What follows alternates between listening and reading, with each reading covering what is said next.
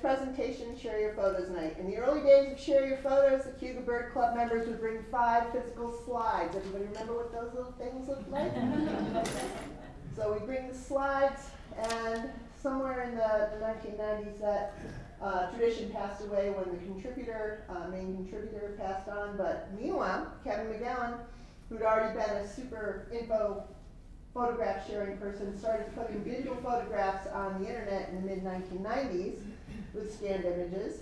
Got his first digital camera in 2000, and with his son Jay, started posting digiscoped bird photos on the web right away.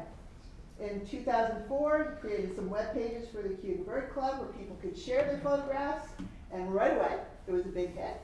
It's still out there, so if you want to take a look for it, it's kind of fun.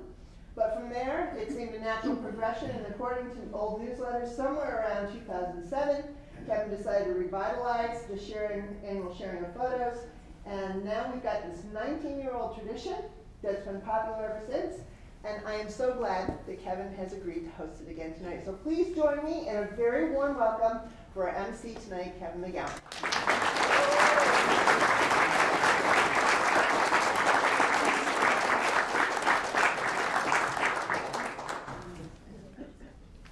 Thank you, Stephanie.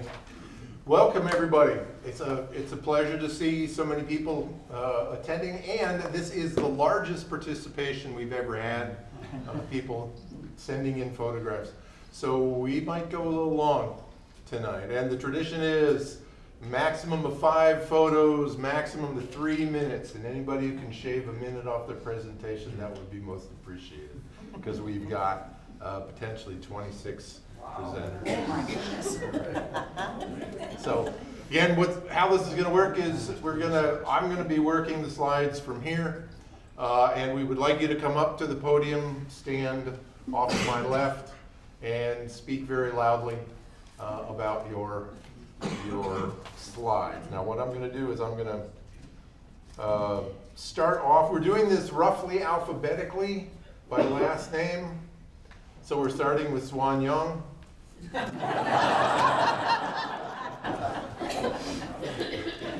For other reasons, but anyway, Swan's going to be the first, and I'm going to mention who's on deck, so that you can be ready to come up as soon as the presenter here is done. Let me pull this up, Swan, so that I've got the presentation. If I can do.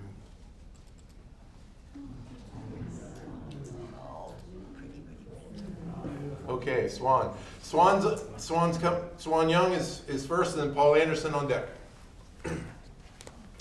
Hi. So we went on this long trip to Australia and New Zealand, and then after that I went to New Zealand and Malaysia. So these are all photos from that trip. I just returned last week, and hopefully we'll have a presentation about that trip in upcoming trip. But anyways, the Australian representative here is this variegated fairy wren. So fairy wrens are these tiny, cute little birds, and they love.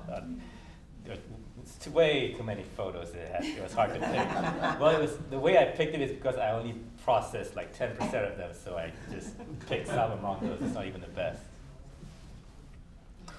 So the trip also went up to Papua New Guinea, and so this is the ribbon-tailed astrapia, which is one of the birds of paradises.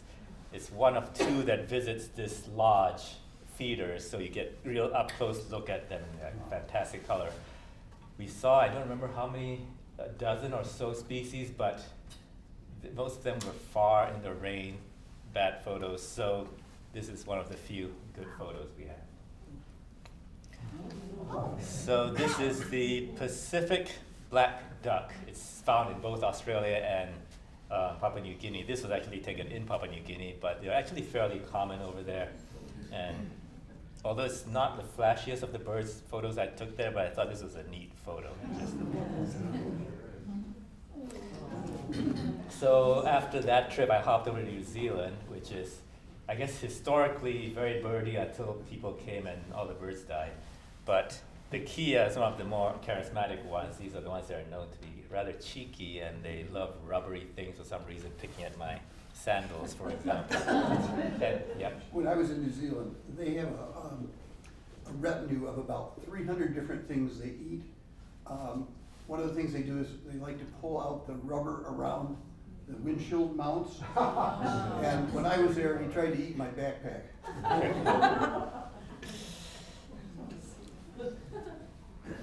Okay, so in Malaysia, I got decent photos, but you know, the reason I threw this up there is, can we recognize the one in the upper right?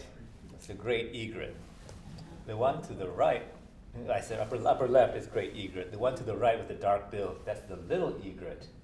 So what do you think that one is called? Intermediate. Yeah, it's either intermediate, or now they call it medium egret. So the scientific name intermediate. So I thought this was kind of neat. Thank you.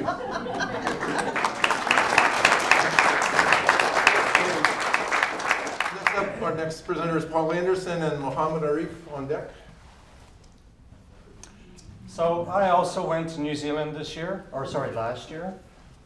So my son was living there for a year, and my brother has been living there for a while as well. So we went visiting, and so I went to mostly the South Island, and we went on a little pelagic trip, during which we saw 4 albatrosses, 4 different species of albatross, that is, plus a bunch of other things as well. This was off a town called Kaikoura, and it was extremely close to the land.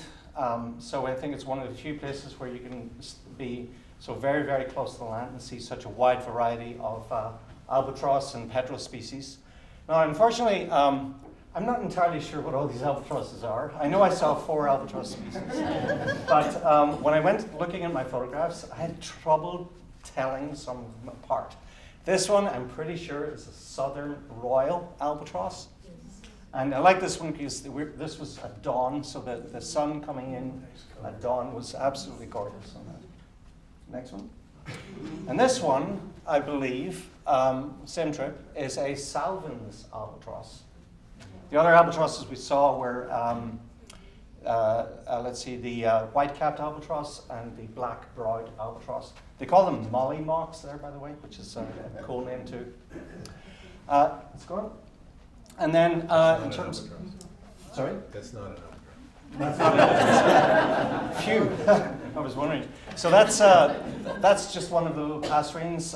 So one of the problems with New Zealand is that most of the birds you see are invasives, or introduced rather, I think is a better term.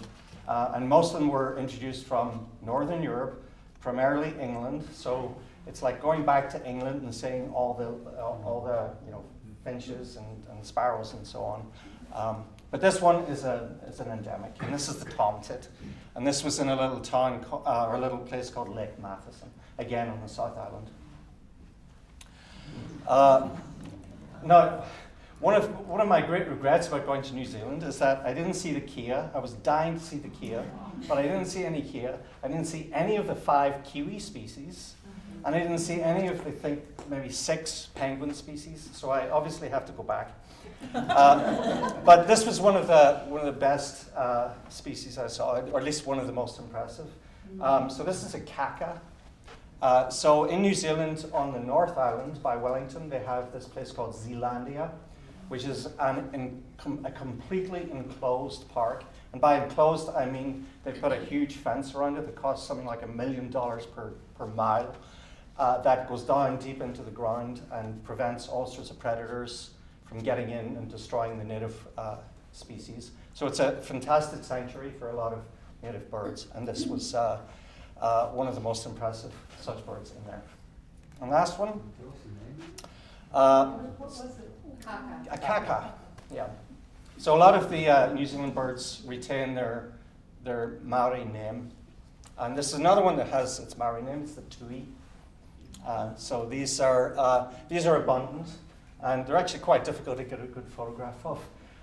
But they have this beautiful little tuft of feathers at the front there that I enjoyed watching very much. And that's all. Thank you, Paul. Thank you.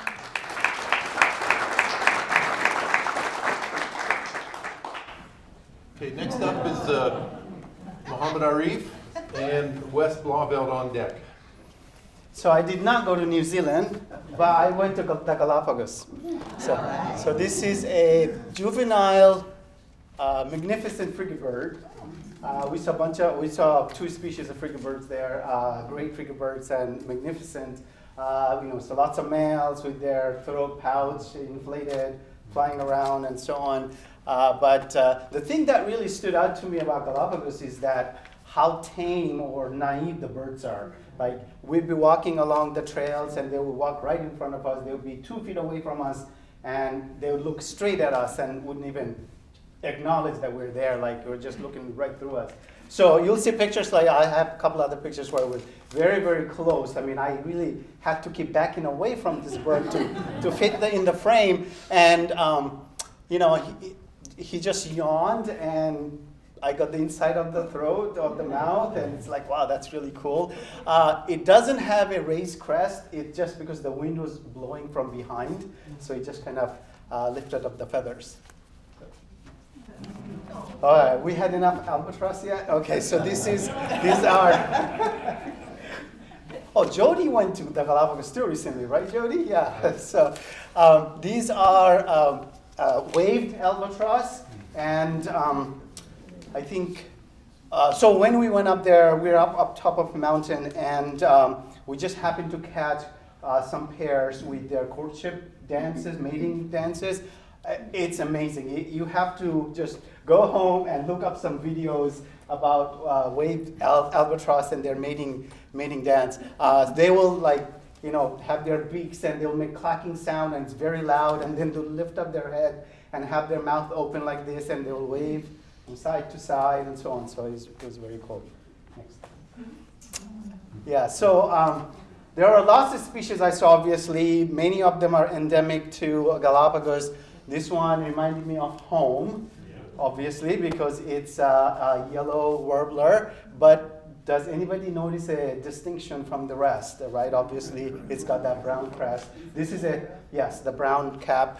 This is a subspecies of the yellow warbler.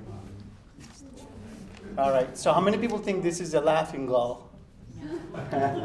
No, it's not. So this is a lava gull, and this was at Puerto Ayora, which is a town in I forget the name of the island. But anyway, it's not Santa Fe. Can you skip it? 3 minutes. Santa Cruz, Island Santa Cruz. Yeah, I know. And they had boats coming in where they had not a fish market but fish processing area open out in the open, and these were just kind of scavenging in this area, and they're literally 2-3 feet from me. The thing about this is there are only 300 to 400 individuals in the world that make up their population, so they're extremely rare, and it's very lucky to see them. Next. And finally, I love cormorants, but these are a flightless cormorant or Galapagos cormorant. Their wings are very small. They don't fly. It's estimated that they arrived to the Galapagos 300,000 years ago, and over time they lost their ability to fly. They're no natural predators, so they didn't have to run away. I have lots of pictures, obviously, with the wings spread and so on, but this one with the moon, and they're sort of doing a little courtship, is interesting, so I added that. Thank you.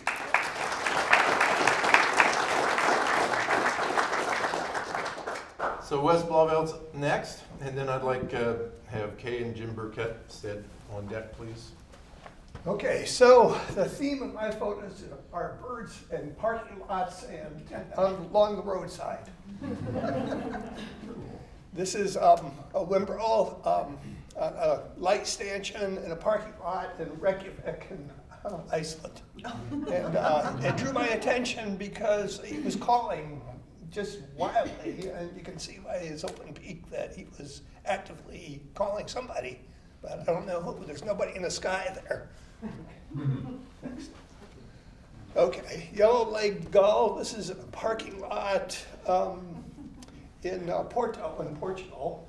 Yellow-legged gulls are pretty common throughout Europe, along with the black-headed gull. I think if this fella showed up down at Stewart Park, we'd all be down there looking for him. Next. In keeping with the theme, a Laysan albatross, and this fella had just arrived from 9 months out at sea. He was in a little cul-de-sac on the north shore of the Kauai Island. And he's waiting for his mate, who supposedly is going to show up about 5 days later. They haven't seen each other for 9 months, and they're going to settle down. This is his nesting spot. Comes to the spot every year, and they're going to raise a new egg. And interesting, just as I was putting this together this week, I came across an article, and some researchers on the Midway Atoll have been monitoring a liaison, a female who is 74 years old, and she has, I think, had 60 eggs in her lifespan that they've been able to record, so pretty remarkable. Okay, next. Snowy Owl, this is out in Big Flats. It's at the west end of the Mark Corning Airport a couple of years ago. Next. Oh no, that's not mine. Do you have my movie? This is a little trickier, so we're gonna try to do video, and I don't guarantee it's gonna work, so let's. Okay. Hopefully it does. It's the Purple Martins in a park. That's the sound.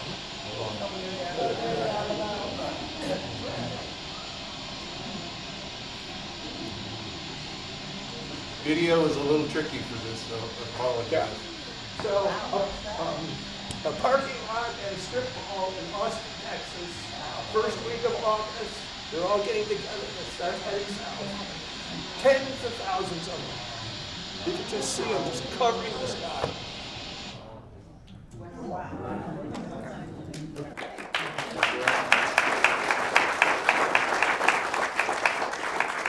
Okay, Burkett is up, and Nick Butts is on deck. And I get back to the show. Pardon me. It's the short-eared owl.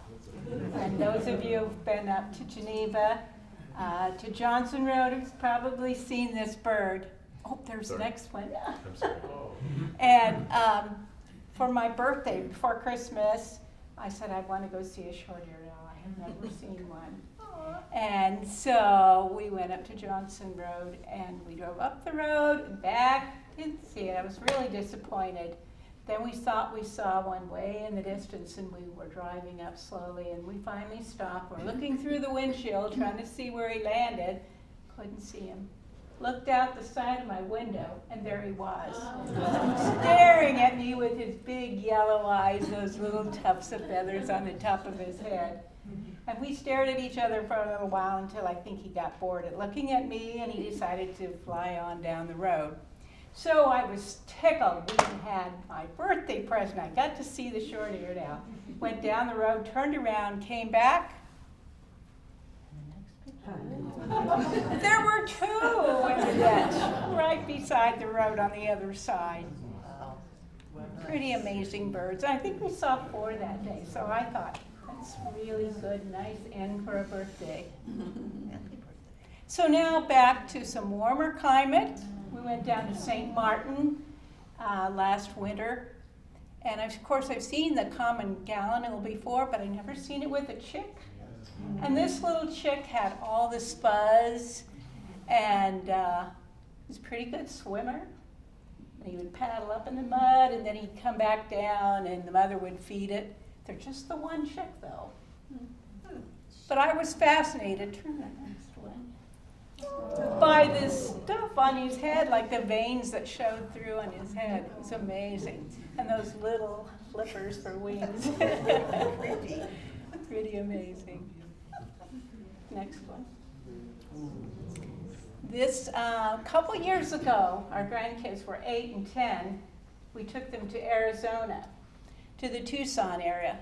And we went to the Sonora Desert Museum. And I was fascinated by all the birds in the area. And we went to this raptor show. And we saw the Harris hawks flying, the 3 of them, and catching prey, and car, and then the great horned owl came out. Wow. And Milo, who was 10 at the time, was standing beside me. We were in the front row, we're watching this owl, and suddenly he took a dive right straight toward us, right over Milo's head. Milo looked at me, he said, he looked me right in the eye. And I could feel the wind from his wings. I thought, he's not going to forget this bird. So this year, 2 years later, at Christmas time, I showed him the picture of the owl. He said, that's my great horned owl that I saw in Arizona. I think it'll be a lifetime memory for him. Yeah, I think so. Thank you.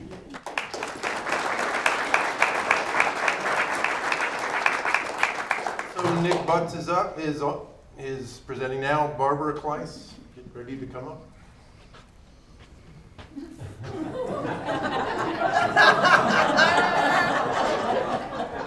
Yeah, that's one of my favorites. So I got my camera 6 months ago, so my photos aren't the best, and I haven't traveled much, so these are all local and very common birds. But one of my favorite things this winter has been enjoying the Juncos. I got this Jurassic Park toy set after Christmas for like 75% off, and it's definitely worth the money. I've enjoyed putting sunflower seeds and peanuts in the back, and the Juncos just love it. So I'm waiting for other birds to discover it. But the Juncos have so much personality that I've taken probably 300 photos like this. And their ancestors were dinosaurs. Exactly.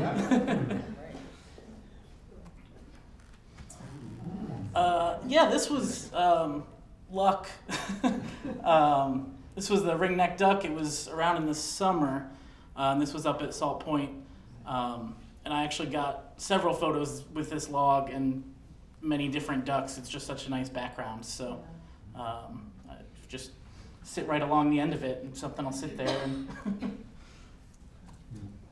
And then this is also off Salt Point. This is one of the swans that was up there, and I just couldn't get over the little foot splashes as it ran along to take off. So I kept coming back to that one. So local birds, but a little bit of fun. Thank you.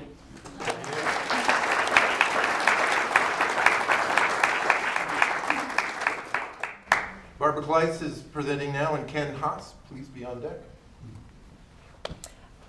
All of my photos are local, but I do have a theme, and that is habitat. So instead of being focused primarily on zoom in, crop tight on the bird, I've been experimenting with having less priority to the bird and more habitat showing. So this is a Eurasian widgeon up in Montezuma. A gray-colored sparrow. This is at Fort Drum. Oh, okay. I'm sorry? Clay. Clay-colored sparrow, I stand corrected, I'm sorry. Clay-colored sparrow, yes. Next one. Blue-winged teal, also up at Montezuma, enjoying their mud flats habitat. Next.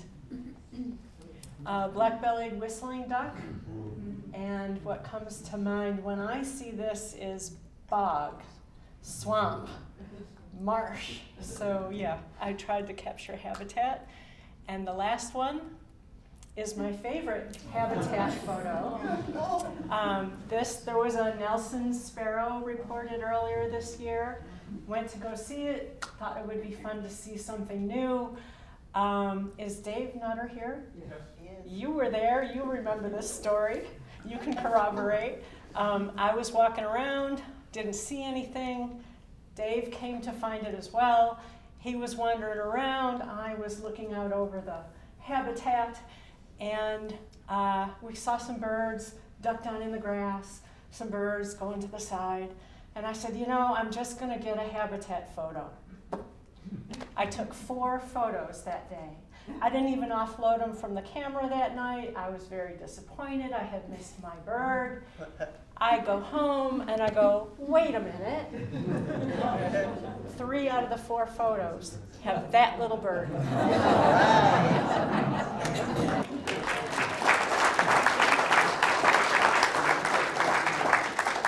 So Ken Haas will present, and Andre Laclair on deck. So these are photos that I took from over the years, my journeys out to my backyard. which is one of the greatest places I've been to take pictures. So these are common birds that most people will have. I'm lucky enough to have a pond, so I get a lot of good red-winged blackbird pictures. Different point of view from the bird. Go ahead. I set up in my backyard one winter, a few winters ago, a little branch, and I put peanuts down in there, truth be told, and all kinds of birds were coming to it, woodpeckers and this guy. The background is dark. It's not a screen or anything. It's just shadows falling on a patch of spruces that when you expose for thing in bright sunlight, everything that's in shadow will go absolutely dark and out of focus. So it looks kind of like a studio shot. Wow. I'm sure this is friend of all of us, right? This is a winter starling, and you can see that the luminescence on the feathers are starting to show. Now this is in January or February, and as we know, these white spots that they have over the winter time, they don't molt off, they actually wear off, and as they wear, they reveal more of the glossy iridescence that we know the summer starlings to have. And this was earlier this year, last year, 2024, after a brief snowstorm up on Alder Pond, which is what I call my place, just above Mecklenburg. It didn't last long. The snow melted off of the limbs anyway by the end of the day, but you can't resist a cardinal in the snow, right?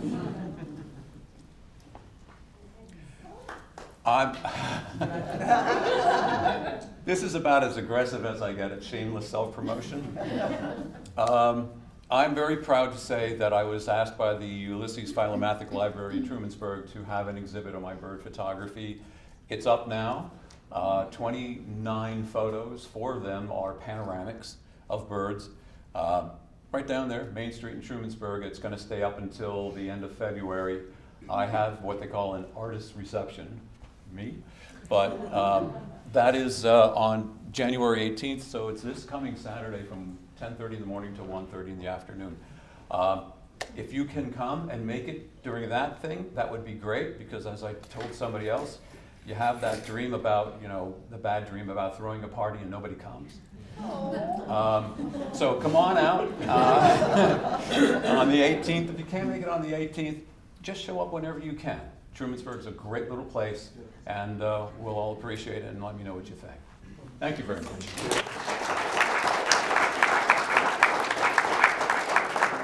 I'm Laclair to present, and John, you're up next. Good afternoon, good evening. These are all pictures from a few years ago. My wife and I visited Florida. A little background to that. The year before, we went to Ireland, Scotland, England. I broke a lens, I lost an iPhone, I lost my eyeglasses. My wife says, simplify, don't carry all this stuff with you. So we went out for Christmas prior to this trip and bought ourselves top of the line, a Nikon and a Sony point and shoot. So these are all with one of those 2 cameras. The downside is that I've got terrible eyesight in my old age. The electronic viewfinders aren't very good. They're a little slow to focus, so I found them very limiting. I don't have them anymore, but these are the best of what I did. This is at Merritt Island National Wildlife Refuge, just north of Cape Kennedy. A glossy ibis that's not very glossy. It was getting ready to rain. I like the shot just because you can see the real colors in the bird without the glossiness of the iridescence on it. Excellent. I call this this is the South Miami subspecies of peacock. There's almost 40 of them. They're just walking. We had just left Biscayne National Park, and we're just kind of driving around, and they were just coming up the long side of the road. My wife got out, and they just kind of surrounded her and kept right on going. And bizarre, but they are, you have to admit, a beautiful bird. So, next slide. This is in the Everglades, purple gallinule. Absolutely beautiful birds. It's fun to watch them kind of walking around on the lily pads and eating different things. And with alligators all around, sunning themselves with their mouths wide open. Great spot to see other things like wood storks and trying to remember what else, but it was a great birding spot in particular throughout the Everglades. Next, roseate spoonbill, that was down near what I think they call Eco Pond, down in the southern part of the Everglades. So I finally saw one. It was the first one in my life, right there. Next, back to Merritt. Good bird. Yeah, I agree. That's why I'm glad you picked that one. I did my dissertation work on Florida scrub jays, so I'm biased. Yeah, very friendly, very approachable. You know, I'm like Kevin, I'm a Corvid fan. So I think that's it, right? That's it. Okay. Thank you. Thank you.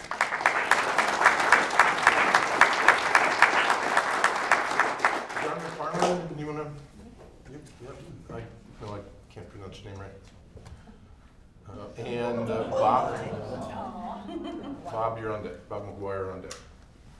Cool. Hi everyone. I'm new. I'm Mhairi McFarlane from Scotland via South Africa and Canada. I'm here now. So recently my husband was asked to be a talking head on an alumni cruise to the Falklands, South Georgia and Antarctica. And he was allowed to bring a guest, so I spent a bunch of time auditioning for that role. I'm very grateful that he allowed me to be the guest on the trip. So I threw together some pictures that I took on that trip. This was just this past fall.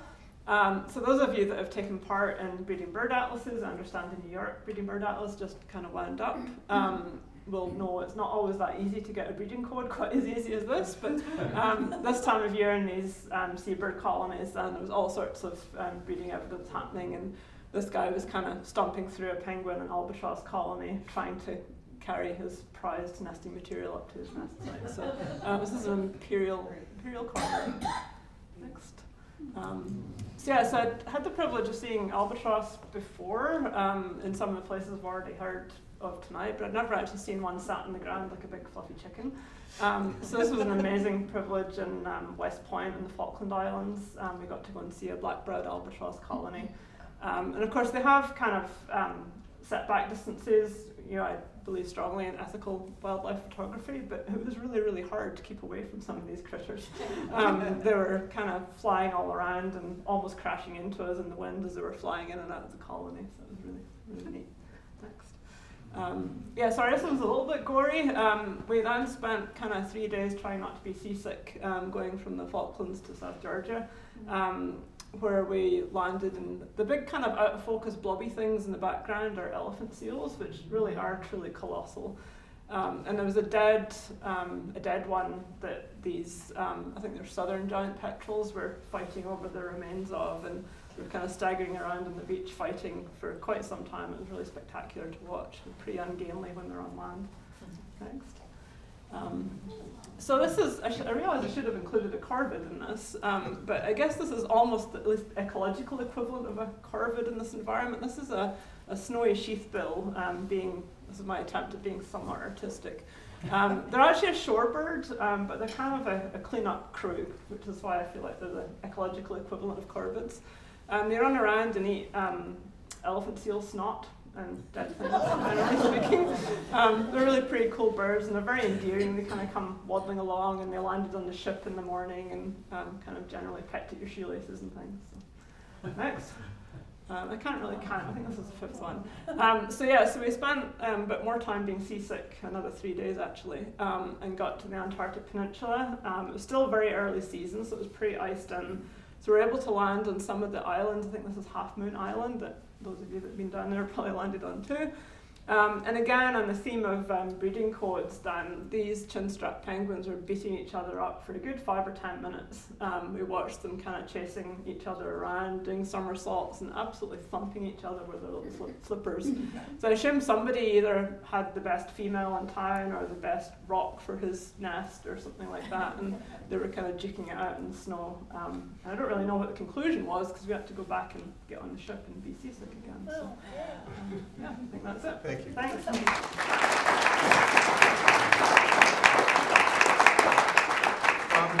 Tracy McLellan on deck, please. Thanks, Kevin. So I spent a lot of time the last couple of years doing atlasing here in New York State. And the main purpose of the atlasing is to document breeding behavior of birds. And a couple of ways to do that is find them carrying food or feeding young. So that's my theme, are the breeding birds. These are all taken on a trip to the south shore of Long Island last summer. So this is a seaside sparrow, the mouthful of insects. This is a salt marsh sparrow, and if you look closely, you might notice there's something missing. It doesn't have a tail. Yeah. And we watched this bird off and on. I think we were there for 2 days. Never did, we saw the same bird back and forth, never did figure out why. I doubt this time of year it was molting. It probably just barely escaped a predator and was getting around really well. So this is a pair of, or actually a family of least terns. That's pretty strong breeding evidence. So the funny thing here, there were 2 chicks. Another one is out of the picture, and the adult is bringing in a prey. I don't know what the species of the fish is, trying to get the young one to take it, and it wouldn't take it. And eventually, the adult was able to put it in the chick's mouth, and then the chick dropped it and walked off. So it's probably not more than a day or 2 old, because as soon as they hatch, they're precocial and they'll move around. Okay. And this is a pair of skimmers. Actually, a pair, 3 of them. There's an adult in the background that's just brought in a sand lance and fed it to one of the birds, one of the chicks, older chick here. And we watched it for a while, and every 45 minutes to an hour, another adult would come in and feed the other bird, and went back and forth. Okay. And it's a pair of oyster catchers. The adult here would just picked a mollusk up out of the sand and is about to, is absolutely going to feed it to the young. Notice they're all banded. They're large colonies of terns, of other seabirds, and by this time, this is the middle of the summer, a lot of them had already been banded that year. Thank you. Thank you, Bo.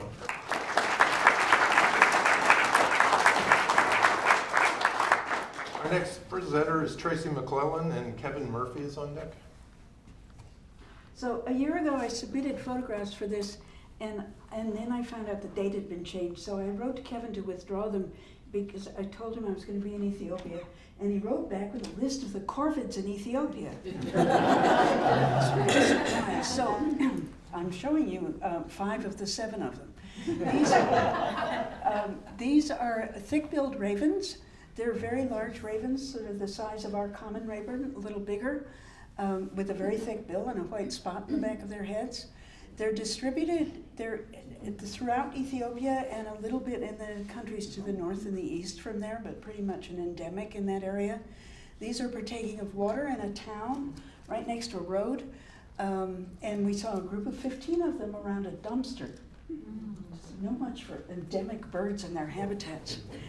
The next one is also an endemic bird in Ethiopia. This is Stressman's bush crow.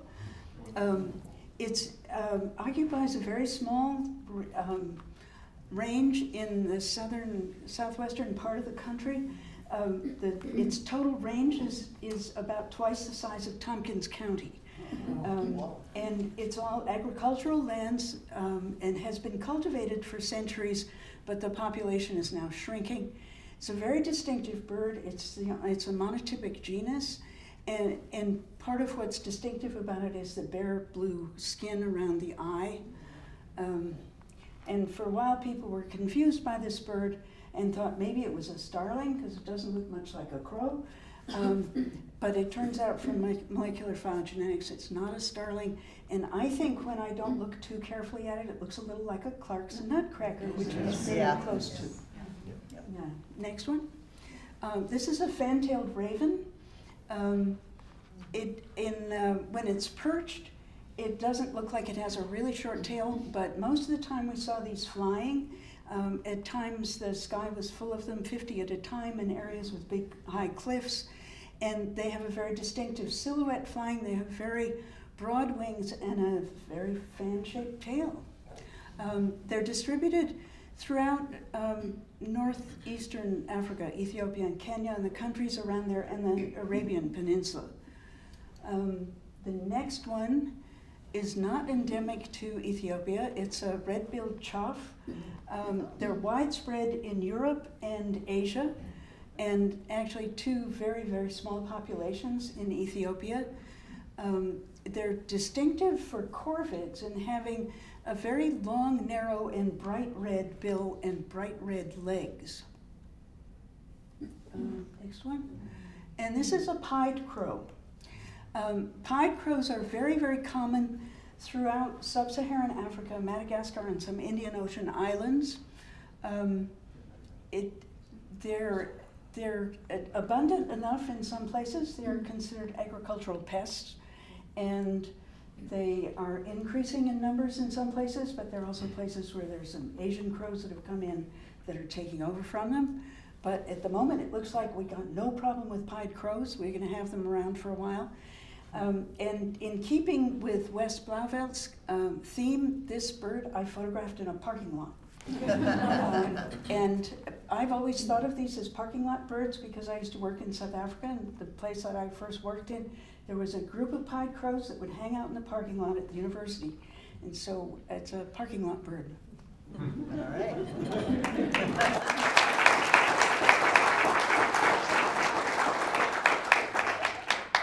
Kevin Murphy is our next presenter, and Dave Nutter, you're on deck.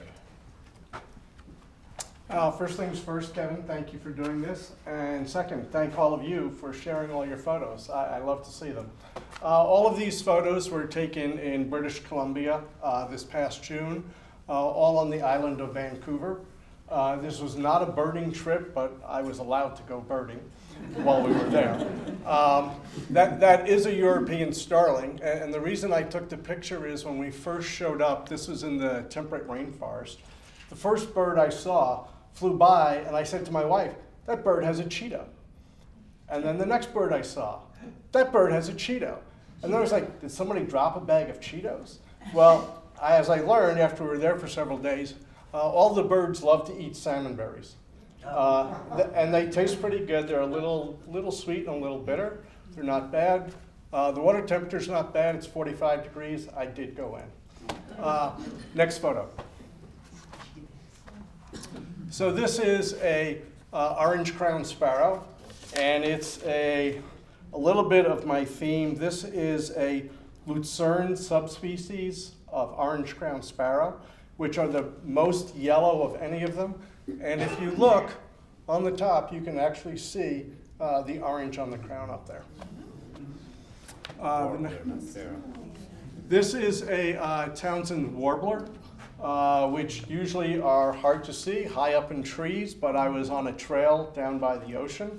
And so it was fairly high up in that tree, but that tree wasn't too high compared to where I was. And it was nice enough to sit still for a few seconds and let its photo be taken.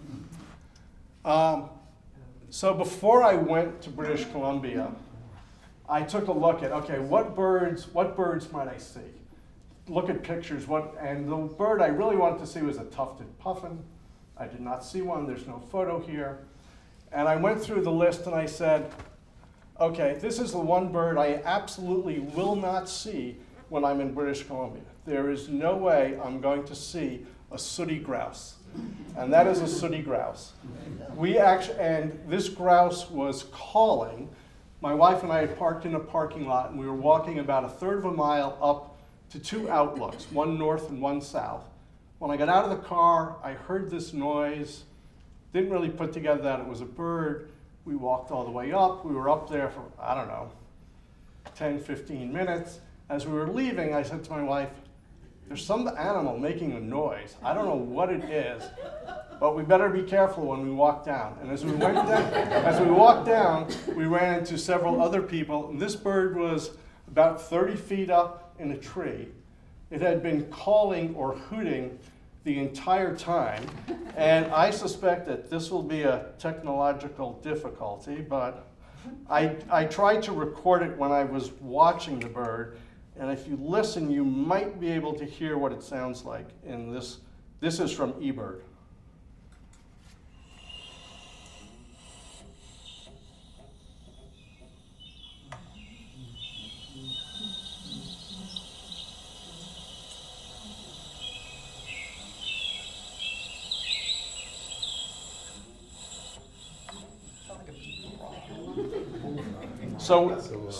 So we were probably 3 football fields away from where this bird was and up a hill, and you could really, it was really booming. And when it also has yellow cheeks, we didn't see the yellow cheeks at all. But so that was the bird. I absolutely was convinced there was no way we would see it, and we did. One more. Any guesses? Very good. This is a sooty fox sparrow. Say that fast 3 times. Lots of fox sparrows that I saw, and this one again was very cooperative. Thank you very much.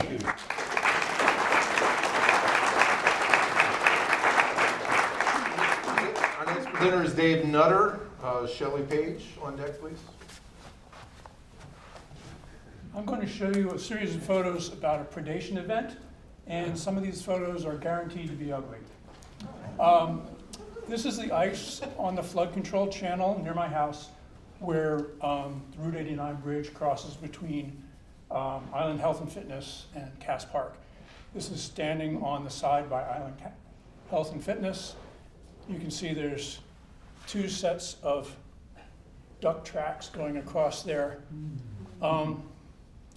What's interesting to me is not only what happened there, but what was going on. Those duck tracks started half a mile away. This is brand new ice that formed the night before. This was on the 22nd of December. It was 8 degrees Fahrenheit that morning. So there was this ice, a little bit of snow, and these ducks had started off over by Cayuga Lumber. They'd already walked half a mile. If it was all frozen, they had another 2 miles to go to get to Cayuga Lake. I don't know, maybe there was some water closer than that. As you can see, something happened here. Coming from the upper left, something slid in. Just before that happened, this upper duck started flapping, and then there was a collision. Now, what hit it was a red-tailed hawk. My Sibley guide says a red-tailed hawk weighs about 2.4 pounds. The duck was a common merganser, which weighs 3.4 pounds. So the prey weighs a pound more than the predator. And the duck decided it wanted to fly after all, but it couldn't do so when it had the hawk hanging onto it. And so they meandered along for about 100 yards like that. Now, can I have the next slide? This is a look from on top of the bridge looking down at some of that track, and it sort of reminds me of a sea turtle nesting on a beach, you know, the trail that they make. And I think most of this is from the wings of the red-tailed hawk. Now, I can, from my house, look underneath that bridge and see some of the flood control channel that's under and north of it. So about 8:47 in the morning, I see this strange, lumpy object come across on the ice. And it took me a minute to figure out what it was. And then I was able to get my scope and set up and take a few pictures. And this is where it gets ugly. Next photo. So this is the merganser, which would be flying if it was not attached to a red-tailed hawk. The red-tailed hawk took about 20-25 minutes to subdue the merganser, and then it started eating. But and I thought, wow, that's a big meal. But it turns out that there was not just one red-tailed hawk. There was a different adult red-tailed hawk perched in another tree nearby. And I think it was a mated pair. I mean, this was going to be a feast for 2. But what happened was, it, go to the next photo, I guess. Yeah. So here it is. It finally is starting to eat, and it's working on the head and neck. And then afterwards, it went through what is standard practice. You try to pluck it and get to the breast meat. It had a really hard time doing that because, first of all, I had to turn it over. And second of all, it's still on the slippery ice. Whenever it tried to do anything, either it or the bird would move, or the carcass would move. So it was trying to stand on top of it, and then it would tip back and forth. And I think when it was face down in the snow, some of that snow worked into the plumage, which was very thick anyway, and it's a duck, and it could not pluck the duck. It couldn't pluck the feathers off. And finally it gave up and started working again, eating on the head and neck. What then surprised me, I was expecting a bald eagle to come and chase it off any time. But what happened was, I think either it got full, it gave up, it had been eating for half an hour, or it was the fact that there was a person walking along the concrete walkway on the other side, which was actually closer to the bird. Anyway, suddenly the red-tailed hawk flies off, and I look up in the tree, and the other one's gone as well. So here's this next photo. This carcass, free meal for any scavenger, sitting out there on the ice. I thought, okay, I'll watch for this. This should be interesting. An hour later, bald eagle, young bald eagle, flies over, circles around once, keeps going. Some gulls come across, half a dozen ring-billed gulls, 2 herring gulls, and a great blackback gull. Same thing, circle around once, keep going. Nobody came for this. It was there for a week. And the only thing that ever came down to eat was a crow. I assume it was an American crow, I never heard it. And all it did was eat some of those blood spatters. That happened twice. It sat out there, and it stayed until the rains came and melted all the snow, covered the ice, and then one morning, all the ice was gone. It was a free-flowing river again, and the carcass was gone. Nobody ate it.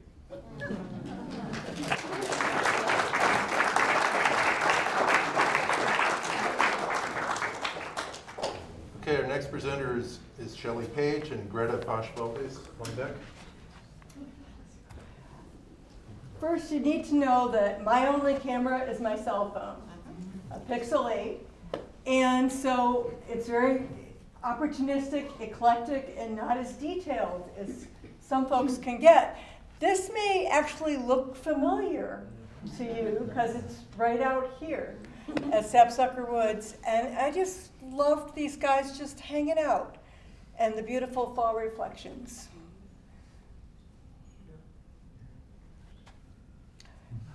This is, I just call this the gang's all here.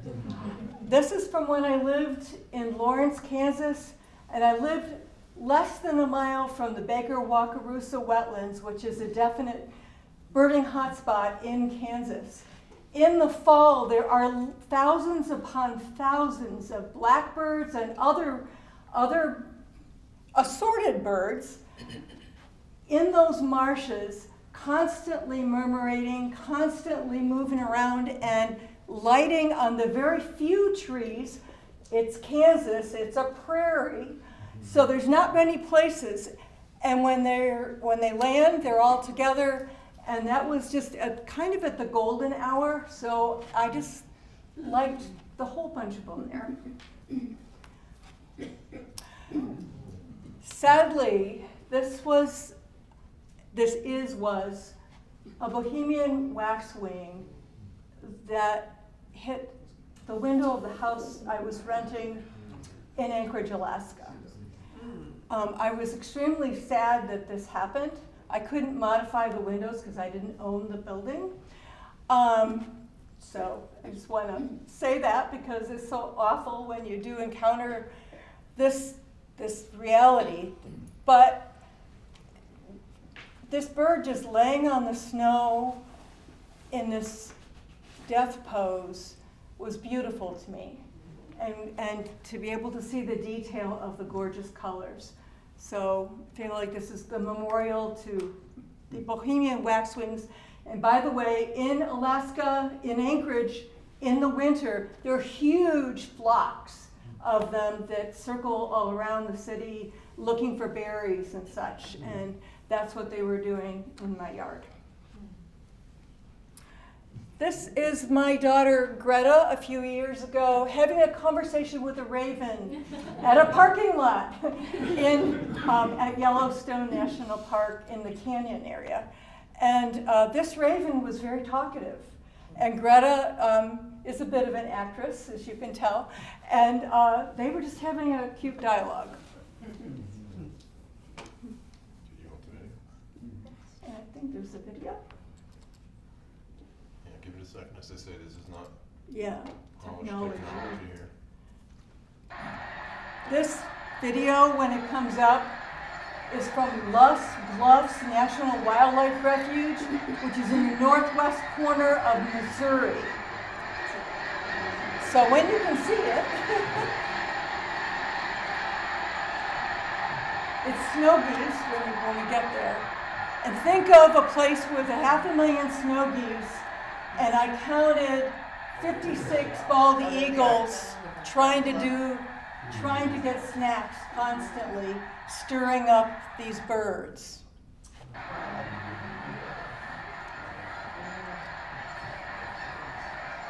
This is one of those wait for it moments.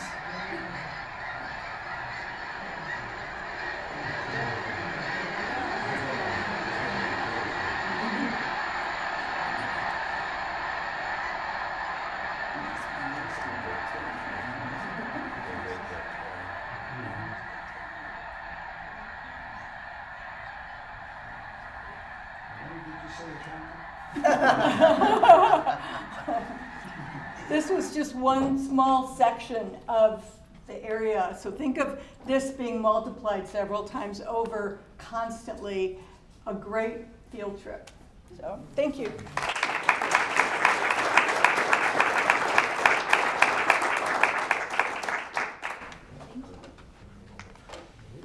Get her thing back here. Okay, my husband, Rodrigo, can you raise your hand? And we moved 5 years ago to an apartment in the mountains of Guatemala. And our neighbor is an avid hummingbird photographer. So he had all these feeders, right? And he was very intent on attracting them, very patient. And one of the beautiful species that we have in the mountains of Guatemala is the sparkling-tailed hummingbird. The scientific name for it is Tilmatura duponti. Duponti for a French naturalist who first got it. And Tilmatura is from the Greek tilmatos, which means to shred or to till, and tura, tail. So it's the bird with a special tail. This is the female, and you can recognize the sparkling-tailed hummingbird female by the 2 white patches in the rump, and also the male. He has the same white patches, but he has this gorgeous blue throat, and then the tail with the white bands. Now, if you look it up in Birds of the World, you will see that this bird's courting behavior has not been documented very well, and their breeding behavior is not known either. But I own this P1000 Nikon camera, and I used to lounge in our balcony and just look at the birds and the feeders and in the trees. And sitting there with my camera paid off, because we're going to show you a video, maybe the first of its kind, of these birds courting. Which video is first? The first one, the one that says dance. With music or just dance? This one, the first one. This one here. Okay. Let's see.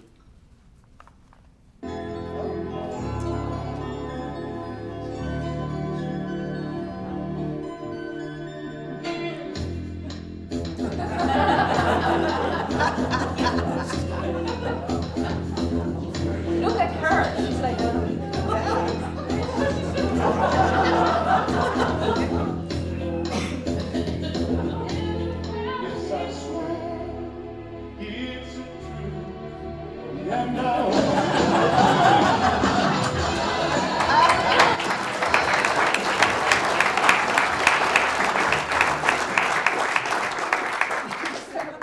I thought that was a perfect song for this. So I was just shocked to see this for the first time. And then the second time I saw it was in July of last year. And I also have a video. The nice thing about this other video is that you can almost hear the male singing. There's some wrens in the background.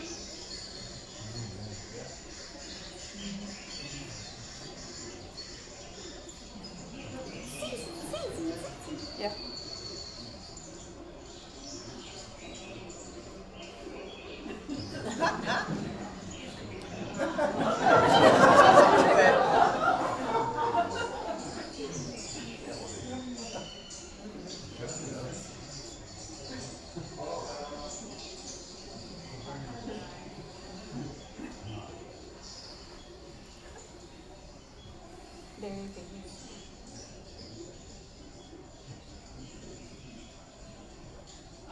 And I don't think this one liked it that much because she didn't really fly away with him in love. So that's my bird, one species.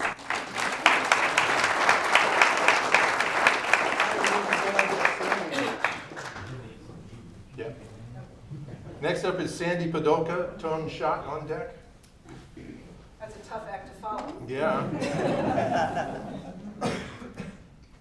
I don't have a theme. I just have some favorite pictures. First is, I spent a lot of time atlasing the last few years, and one of the more fun moments was in Candor this summer when I saw a cedar waxwing stealing nest material from a Baltimore oil nest.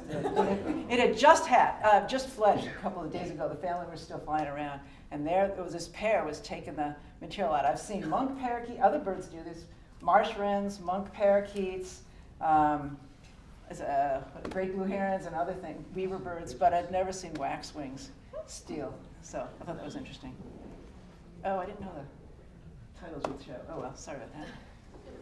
This was Bob McGuire and I went to Nickerson Beach, so you'll see some similar photos. This was an earlier trip though, and I had, this is on Long Island, and this is a piping plover.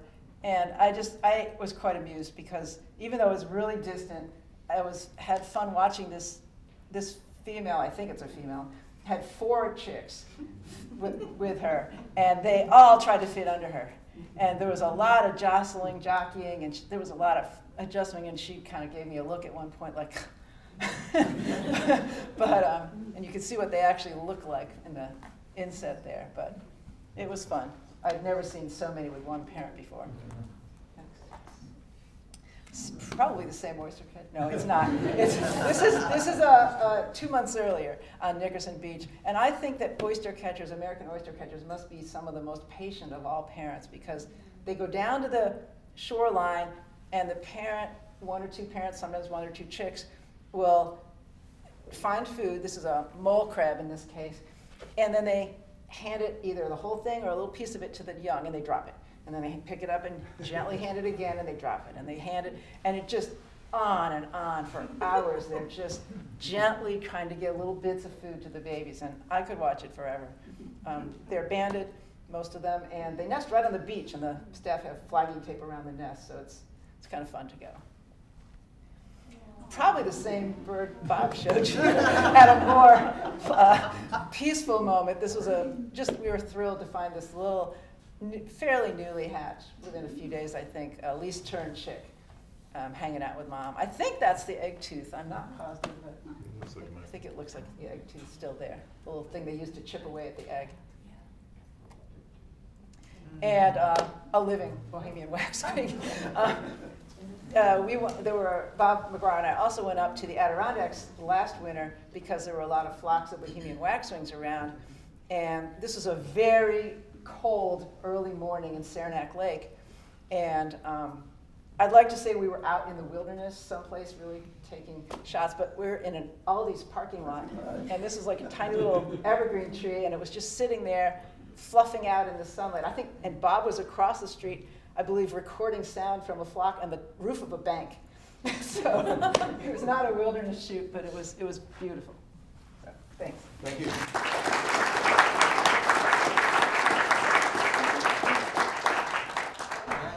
Next speaker. Lost a glove.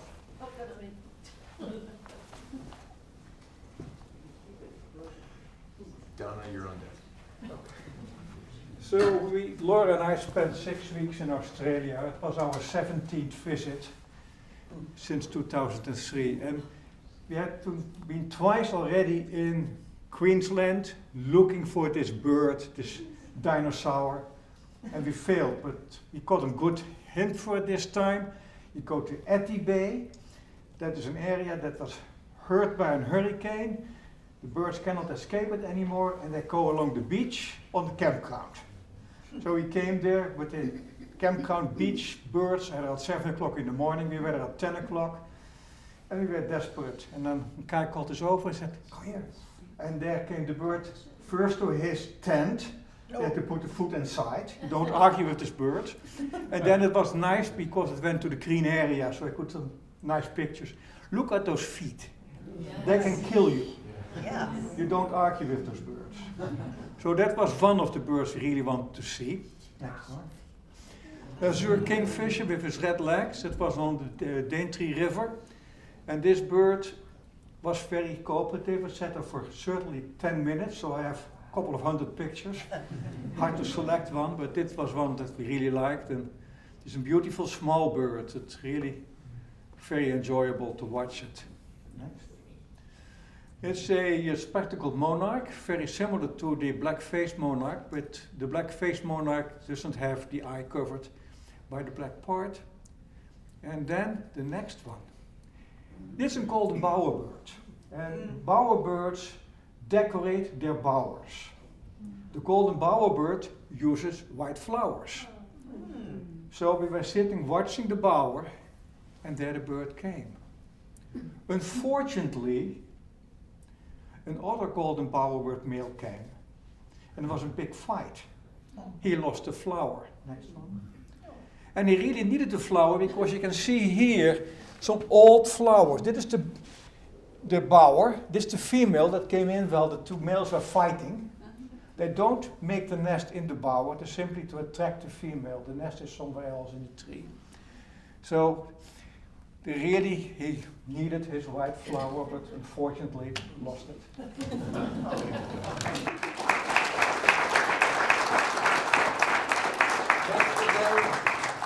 Donna Scott, Shepard on deck, please. So I've been going to Florida for nearly 60 years, off and on, and over the decades I have seen the numbers of birds there plummet. But still, most bird species have hung on and adapted in various ways to habitat loss and human interference. So one often sees birds in unnatural and dangerous places, like these 100 black skimmers roosting in a parking lot near Titusville. And so there they are, kind of a dangerous place. This is instead of being on a beach like they should be able to do, as in on Captiva Island on the Gulf of Mexico, where you see them quite commonly. Next. So an invasive species, the huge island apple snail, moved into Florida, taking the place of the declining native Florida apple snail. But in this case, this has not harmed but benefited two species of Florida birds, the limpkin and the snail kite shown here. In an example of rapid evolution, in 10 years, the small snail kites who had trouble handling these very large snails evolved longer and heavier legs, bigger body mass, and more robust beaks to be able to carry and hold and eat the big new food. And fed by the prolific new snails, the larger snail kites have flourished, and their population has grown from about 800 in 2008 to about 3,000 adults now. Wow. And so seen here is one invasive apple snail, which I happen to have. This one's only 3 inches. They can get to be up to 6 inches. And on the far photograph over there on the bottom right is its pink bubblegum egg mass on a cypress tree. And there can be quite a lot of blobs of pink like that. You don't dare ever touch these. They have a toxin in them that can cause a bad rash if you touch them. Next. So, roseate spoonbills, the adult here on the left and the juvenile, less colored on the right, need shallow water to forage. So this is a proper clean pond at Canaveral National Seashore. But when I've traveled around Florida, I've seen them often foraging in dirty, litter-filled ditches right by busy roads all around Florida. Apparently, they still get food in those dirty places. And sea level rise is causing less spoonbills to nest down south in the Florida Bay, but luckily some have moved as far north as South Carolina to breed now. Next. This is a wood stork, and here he's feeding in a clean pond near Merritt Island. But I have seen them in more surprising places to find food. One day, I saw 2 wood storks along with some feral cats hanging out by dumpsters behind a restaurant in Bradenton, Florida, near the Gulf Coast. So they have imaginative ways to get food. Next. So here's a couple of raucous fish crows. They're waiting for somebody to leave food out on the beach and go away from their chair. One time in Sanibel Island, I saw a fish crow find an intact juice box by a beach chair that somebody had left. They just left the box on the sand. The crow pecked the little aluminum spot where you put in the straw, knocked the box over, and the juice started flowing out, and it drank all the juice. Later, in that same vicinity, my father and I were walking across the motel parking lot, and all of a sudden, sugar packets and creamer packets were falling on our heads. There were fish crows up on the maid's cart, going all through the coffee supplies for the rooms and flinging sugar packets and creamers every which way. Eating some of them, of course. So, thank you, Kevin.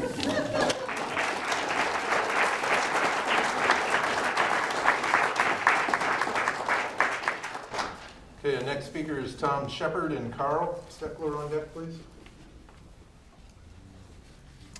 Okay, so especially for you folks that are new, my first 3 photographs are from CBC bird trips, so they're local. So this particular one was led by Josh Snodgrass at Cayuga Lake. And the very first bird we saw was this least sandpiper. And for me, this is the first one I've ever seen in New York State, but he was extremely cooperative. He went all over the beachfront, and I got a number of different poses. What I like about this shot is it shows, again, birds in their environment. And if you were to look at this from the top, you would not be able to see him. The only reason we picked him out is because of the white underneath. So I thought that was pretty neat. Okay, so next. This one is also a CBC bird trip. This one was led by Steve Kress at Green Springs Natural Cemetery, which was an ideal place to find bobolinks. When I was younger, we had them all over the place around where we lived, but they're getting more and more sparse because they don't have the wide expanses of grasslands. What fascinates me about this particular one is with all this grass out there, he can still find a stick to perch on in the middle of it. This was shot in the morning? Yes. Okay, next please. Okay, so this one was at Connecticut Hill. It was a trip led by Suan Yong. We followed this yellow-bellied sapsucker to its hole in the tree, and obviously if they go in, they have to come back out again. So when he poked his head out, it was just a perfect framing for the head. Also, the striations in the wood help lead your attention back to the bird's head. Okay, next please. So other opportunities that we have, in mid-July, Fran Willis, my partner, and I were trying to finish out one of the final incomplete blocks for the New York State Breeding Bird Atlas 3 in Yates County. So we were looking down a power line and we saw this white bird quite a ways off. It was probably a quarter mile off. And the only bird I could think of in that area that was white was a ring-billed gull. But it just didn't look right. So we drove around this bird trying to get a better look at it, and finally realized it was a red-tailed hawk, a leucistic red-tailed hawk. So we ended up coming back to the place that we started, but he had flown in much closer, so I was able to get a decent picture of him. And I got several pictures after this one. Again, the bird is in his environment, but it's not a natural environment. He's definitely leucistic. We couldn't get close enough to see the eye, but he did have a black spot on the back of his head, so that made it leucistic rather than albino. So the last one I have, as Kevin says, birds are cool. So this is at our home feeder, and it's one of those images that speaks volumes about a number of different things. Pecking order, big, little, aggressive, friendly, also that one cannot talk when his mouth is full. So for me, birds is a continuing journey of joyous opportunities. And so, as I said before, if you have the opportunity to take any of our CBC birding trips, by all means take it, because you'll find opportunities like these. Thank you, Jim.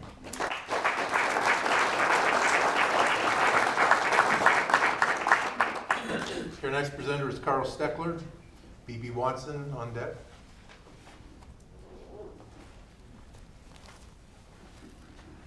Last June, decided to finally take a trip up to Michigan to find the Kirtland's warbler.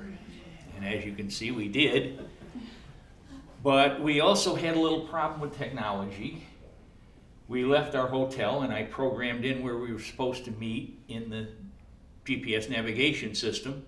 And everything was going well until we turned off on one of these little seasonal roads. And we figured, oh, well, you know, we've done that before. It's Michigan, you know. They have a lot of them up there. And the seasonal road turned into a farmer's pasture. And then it turned into this goat path. And we could see up ahead, oh, there's the paved road. There was also a gate with two large rocks on either side of it. So we had to do a little bit of off-road driving to get around that, but we finally made it up there. And Bird was quite cooperative. He just hung around and watched all the people watching him. Okay.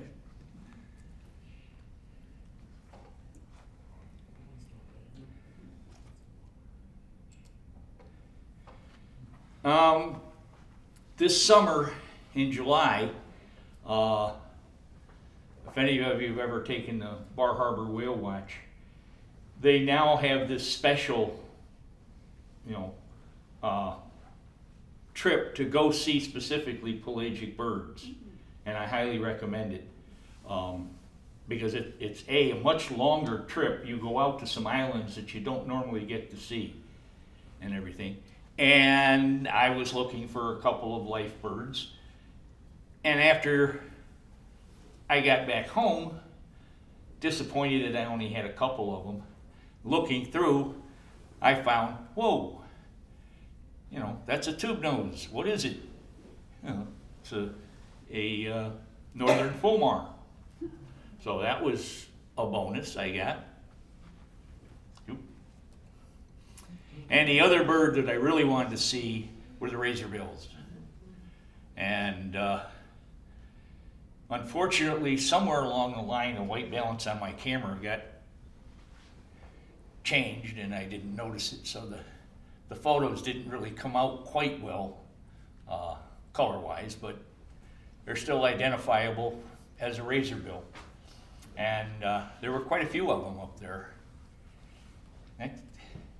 And then we went to McGuire Seal Island. And because we had seen puffins flying around, a few in the water here and there. And we got to McGuire Seal Island, and there were a couple of puffins there on the upper deck, just kind of sunning themselves and hopping around. And then further down on the lower deck, we had a whole bunch of common murres. And off to the left here, extreme edge, one razorbill. So, like I say, I highly recommend going up there if they're going to keep doing their July trip, special birding trip. And I think we went to 8 different islands, and they're trying to expand that to even more up in the Gulf of Maine. So it's highly worth it. Thank you.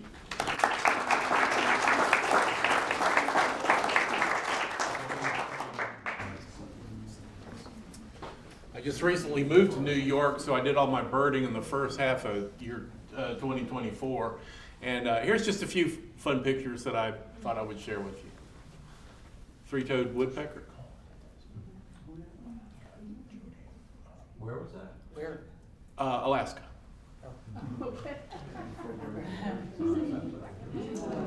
A very friendly red-throated loon. Is this Alaska still? Yeah.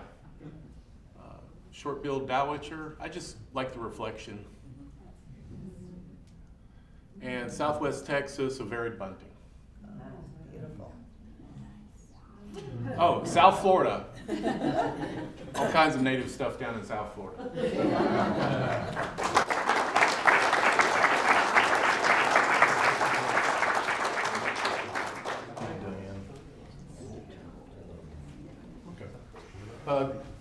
Next speaker is Jody Enck, please, with Diane Morton on deck.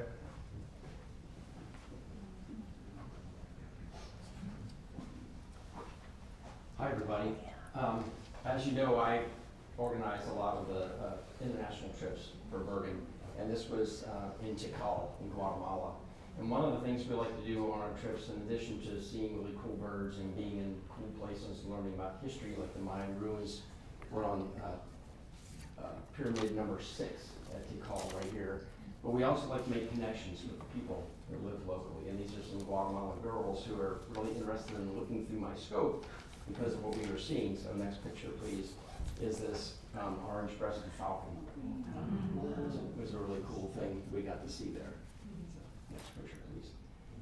In Belize, we also got to see this slaty-tailed trogon going into a nest. This is a male. He was spending a lot of time. We weren't sure if he was trying to excavate that or what he was doing, but he spent a tremendous amount of time there going into that nest. This was on the Galapagos. So Muhammad mentioned I had also been to the Galapagos, and it was just a couple months ago. This is a small,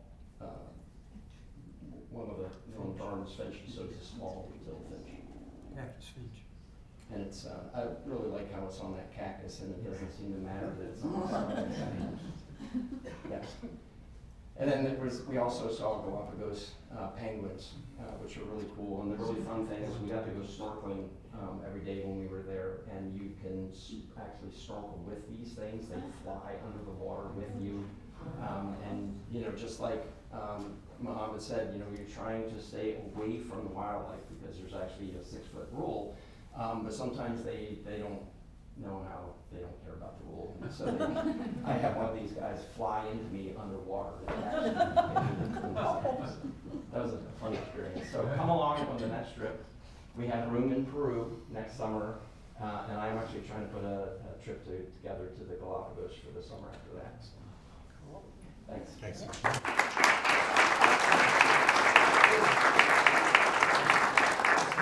Meena Haribal here? Oh, I didn't see you there. Okay.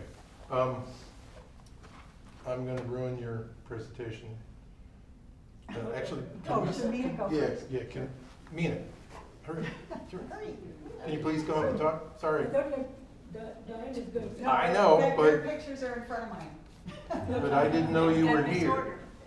I kept looking for you and I couldn't find you because you were hiding behind Behind my hair. She's short. Okay. Hello. Quickly. Since everybody has been talking about albatrosses, so I'll end with albatrosses, I thought. So this is, I went recently to New Zealand too, and my main reason for going to New Zealand was to look for pelagic birds, and kiwis, of course. So this is one of the most common albatross during the time I visited. This is called white-capped albatross, and they're fairly common in most. I did 4 trips in on pelagics, so most of the pelagics had these birds. They're beautiful, gentle birds. Next. You would wonder, like, these are seabirds, they are in the water most of the time, but I saw quite a few albatrosses taking bath. They would vigorously shake their wings and things But I have also read, when I was doing some studies on mites and all on the birds, I found a lot of seabirds have lots of mites as well as lice. So you wonder like how those lice must be living in those conditions. So yeah, this is a southern royal albatross. Next. This is bullers. Bullers have greyish head, and they also look very similar to white-capped, but okay, white-capped. But these are not very common. But as Paul said, like New Zealand has what are those called? Canyons very close to the land, so you get a lot more pelagic species there. Next. And this is Salvins. So one more thing about photographing pelagic birds is like you are on a boat and boat is continuously moving, and not only that, it depends how bad is your weather when you are gone. So the one trip I took had something like 5 foot to 10 foot waves coming up. So I was photographing this quite far away. But by the time I clicked, this is 1/3000th of a second. By the time I clicked, bird was very close to me. So yeah, sometimes I got only C, sometimes I got only head, sometimes I got only other part of the body, and no bird. Okay, next. And this is black-browed juvenile, and this was only one bird I saw in this whole trip. They look very similar to white-capped, but the whole head is whitish. Next, I think that's it, right? That's it. Okay, thank you. Thank you. Our presenter is Diane Morton. So I went on a trip to Australia and Papua New Guinea, the same one that Suan was on, Ken was on, Susan Danskin, and Deirdre Anderson. So there were 5 of us from the Cayuga Bird Club on this trip with 8 participants. We started in northeastern Australia. This was in Cairns. And just the very first morning, just a short walk from our hotel, was a rose-crowned fruit dove perched in the tree. And I thought it was just a spectacular bird. And it turned out we saw about 8 different kinds of fruit doves on this trip, and some with names like Beautiful or, anyway, so if we do give a presentation to the club, you might see more of those later. Next. Another Australian cute bird that had featured this rose pink color was this rose robin. This was up at O'Reilly's Rainforest Retreat. Next. In Papua New Guinea, we went to Varirata National Park, and we had local guides who knew where to find certain birds. And you might find it hard to see, but there's an adult bird and its young on a nest in this slide. This is Papuan frogmouth. Next. And here's a closer view of these birds. So it's very easy to walk right by these trees and not notice the adult and the young and the nest. So this is with the scope view. And they don't move except for their eyelids while you're watching them. Okay. Being in Papua New Guinea, we wanted to see birds of paradise. This is the Ragiana bird of paradise. It's the national bird of Papua New Guinea. We kept hearing this bird multiple times, but finally we're able to see one perched above us. I think even the emerald green throat and just the long plumes, and they also have 2 long wire-like tail feathers, make it pretty spectacular. And this is the bird they put on their flag and everything else, so it's a very stunning bird. Is that it? That's it. Okay, thanks.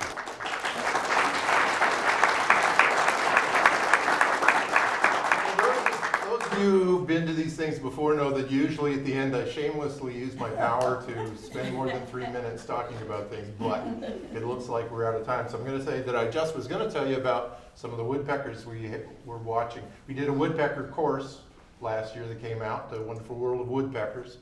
And I found at least 3 woodpecker nests in Sapsucker Woods, one of which was this red-bellied woodpecker. And I was going to tell you the story about how he was making his nest and the female came in to inspect it. And then they flew off to another tree and started doing the nasty. And what I wanted to show you was that, shoot, this is the wrong thing. This is, if you look closely at the bird on the top, you'll see that it's got a tan forehead. It's a female. It's the female. Yeah.